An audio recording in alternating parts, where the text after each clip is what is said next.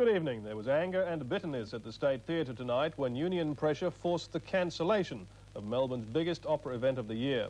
In a major setback for the struggling Australian opera, Dame Joan Sutherland's world finale performance in The Tales of Hoffmann was abandoned, despite 2 hours of frantic backstage negotiations.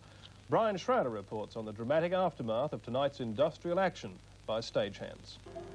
2,000 opera-goers arrived tonight not knowing whether or not they'd see the gala performance of The Tales of Hoffmann.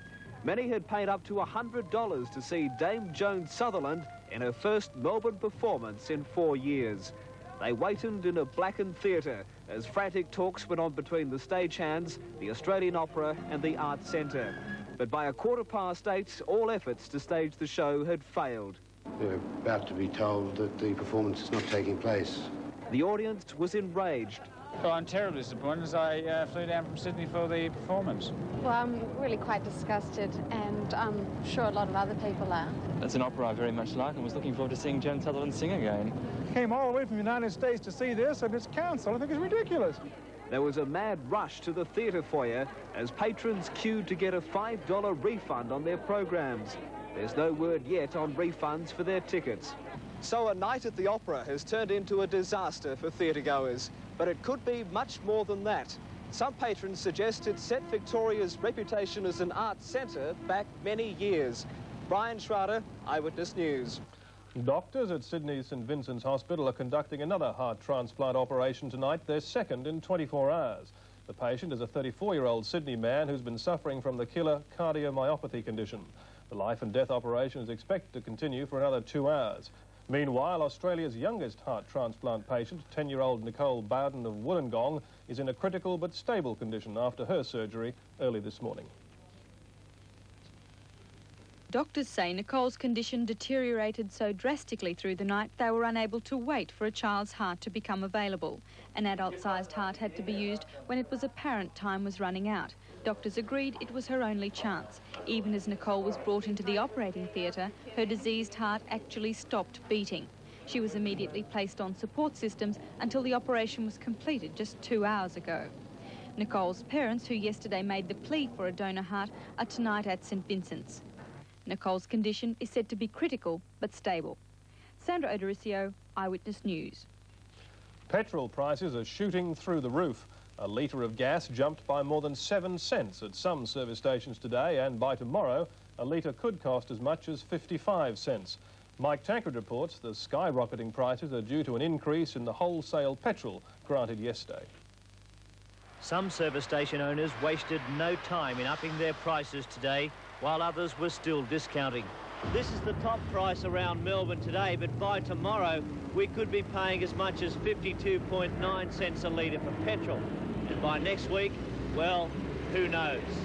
The RACV and the Victorian Automobile Chamber of Commerce were quick to condemn the rise of 1.66 cents a litre approved yesterday. The RACV pointed the finger firmly at the federal government and suggested they introduce a better pricing system. Well, the government makes a lot of money out of petrol. In fact, something like 65 cents out of every dollar you pay at the pump will go to governments. The oil companies, of course, make money out of an increase. We don't object to the oil parity pricing concept, setting oil at the world price. What we do object to is that the current price the Australian government adopts as its benchmark is not realistic in the world scene. So we could buy it cheaper? We could certainly buy petrol cheaper. In January 1980, we paid 27.38 cents a litre for petrol. 2 years later, it was 37.24 cents a litre. In January 1984, 44.7. And in March 1985, it's 49.56 cents a litre and rising. In the wake of the ANZUS crisis, one of President Reagan's top advisors is due to visit Australia in July. Prime Minister Hawke announced tonight that Secretary of State George Shultz will travel here for talks which will replace the ANZUS Council meeting, which has been indefinitely postponed. And one of America's close neighbours has been shocked by the news that its leader has been arrested on drug charges in Miami. Norman Saunders, the chief minister of the small Caribbean island group of Turks and Caicos, is being held on $2 million bail, but he's claiming diplomatic immunity.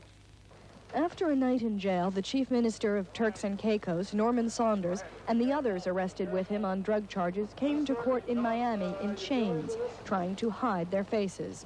At a bail hearing, a lawyer for Chief Minister Saunders argued the Chief Minister has diplomatic immunity, which, if true, could mean Saunders' release. The prosecutor said Saunders had no diplomatic immunity because he came to Miami on personal business to pick up a $20,000 bribe. In Turks and Caicos, the British governor went on radio to announce the news of the arrests. And people in South Caicos said they were shocked to hear the Chief Minister was in jail, accused of taking bribes. Shocked, as I'm sure everybody is. Nobody's happy about that. We are very depressed about it. Of course we are.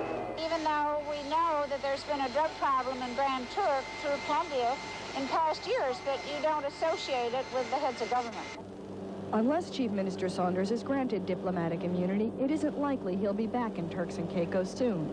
His bail has been set at $2 million, and if he's convicted, he faces up to 30 years in an American prison. Victoria's businessmen are being urged to catch up with the rest of the world and get into computers. Mark Burrows reports the message is coming loud and clear from a special exhibition at the World Trade Center. By the year 2000, 90% of all jobs in the United States will require some knowledge of computers. The pattern in Australia is the same. As a result, the computer industries with offices in their sites are mushrooming. The manufacturers here at this exhibition realise that computers like this one will only become a really powerful office tool when everybody is using them, just like a telephone. For that reason, the sales pitch at this exhibition is up-tempo. There are no bespectacled university professors doing the selling here. For the slick salesmen, Victorian businessmen are Victorian by name and nature, and they intend to change them. Computers are not the only product being pushed. This is a blackboard, but comparing it with the old school variety is like chalk and cheese. After scratching on your message, the screen slides momentarily from view to be photocopied. Students can sit back and let the teachers do the work, but they may be busy later on programming their watch computers. Simply enter the details and you have all the phone numbers and information at arm's length. It can even give you a printed copy. For the office, what appears to be a normal photocopier. But this is a world first. At the touch of a pen, any section of the page can be deleted or moved around. And Telecom have been spending our phone bills on this new computer phone. The screen is a visual telephone book, as well as a normal computer. And Telecom's counterpart in Britain have created a computer first by reproducing and storing photos. A marvel for real estate and travel agents. But not even a computer could improve tomorrow's weather forecast. Firstly, for Victoria, fine, warm to very warm and mainly sunny. And for the city, a fine, very warm and sunny day. After an overnight low of 13, we can expect a summery top of 30 degrees. And that completes Eyewitness News for this Thursday, which saw the curtains dropped on opera lovers and prices hiked on petrol pumps. For now, from me, it's good night. If you want to have a good time, I just sit back and enjoy it. then you'll fall in love with Perfect Match. I just like pulling it. I have never met anyone like a vet before. Perfect Match, 5:30 tomorrow night on 10. A drifter came riding out of the west, a stranger on a mission of revenge. You say your name was again? I didn't. They didn't know him when he rode into town. Now, they'll never forget him. You dirty... I'll kill you! Who are you? Clint Eastwood. I knew you were cruel, but I didn't know how far you could go. Well, you still don't. High Plains Drifter, 8:30 Friday on 10. Dustin Hoffman. I just got to call the office before they go. Joe, you're going to be real proud of me. Meryl Streep. I'm leaving you. Was this some kind of joke? In Kramer versus Kramer. Did you know that all the best chefs are men? You got some shell in there. It's all right. Makes it crunchier that way. You like your French toast crunchy, don't you? The funny yet sad story I want my son. You can't have him. What makes you so sure he doesn't want me? of breaking up. Late. But I'm only 20 minutes. All the other mothers were there before you. I'm not saying he doesn't need his father, but I really believe he needs me more. And love for an innocent 6-year-old caught in the crossfire. Why is it that says that a woman is a better parent simply by virtue of her sex? How's it feel? Okay, keep it going. Keep it going. Keep it going. That's terrific. I love you, Billy. Oh, that's terrific. How do you feel? A very special movie, Kramer vs. Kramer, premieres 8:30 Sunday on 10. This is Moomba's 31st year, and Monday morning from 10 o'clock, Channel 10's cameras will take you live to Swanston Street for all the colour, excitement and pageantry of the 1985 Maya Moomba procession.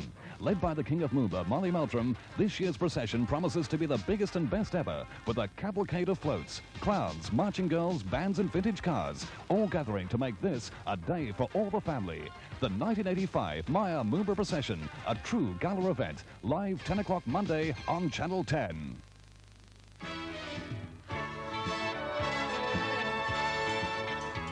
Yo-ho!